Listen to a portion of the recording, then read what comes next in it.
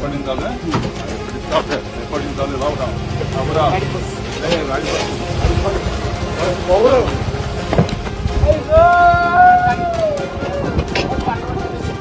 पुण्यातील राष्ट्रवादीचे नेते बाबूराव चांदेरे यांनी एका नागरिकाला मारहाण केल्याचा व्हिडिओ काही दिवसांपूर्वी सोशल मीडियावर व्हायरल झाला होता.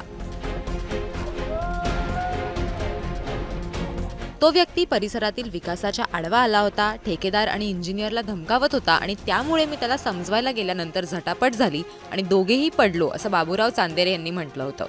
अजित पवारांचे निकटवर्तीय आणि पुणे स्थायी समितीचे माजी सभापती बाबूराव चांदेरे यांनी विजय राऊंधळ नावाच्या एका व्यक्तीला मारहाण केल्याचा व्हिडिओ व्हायरल झाला. विजय राऊंधळ यांच्या डोक्याला आणि गुडघ्याला मारहाण लागल्यानं त्यांना रुग्णालयात दाखल करण्यात आलं होतं. त्यानंतर आज बाबूराव चांदेरे यांचे पुत्र त्यांना भेटायला रुग्णालयात गेले आणि तिथं जाऊन त्यांची माफी मागितली.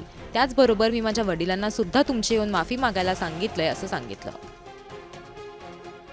आता जो विषय सर झालाय हा सगळ्यात चुकीचा विषय झालेला आहे. एवढंच मी हे करायला आलो की बाबा मी पप्पूने मी सर माझं काय चुकलं काहीच नाही. सर मी तुमची माफी मागायला ह्यासाठी झालोय.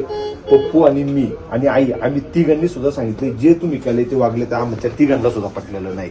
आणि आम्ही तिघं आणि आमच्या दोन मिसेस आमच्या किरणची माझ्या आम्ही सगळ्यांनी त्यांना तेच सांगितलंय. मी त्यांना उलट सांगितले मला अर्ध्या तासाच्या आत तुम्ही इथं भेटायला आलेले पाहिजे, मला बाकी माहिती नाही म्हटलं. कारण हा संघर्ष वाढवायचा नाही. कौटुंबिक राऊंधळ साहेबांचे आमचे 4 चुलत्यांचं देणं घेणं नाही म्हटलं आपल्याला. त्यांचे संबंध त्यांचे कसे आहे पण आपले फॅमिली रिलेशन आहे आणि ह्या गोष्टीसाठी ह्या फॅमिली संघ रिलेशन आपल्याला तोडायचे नाही.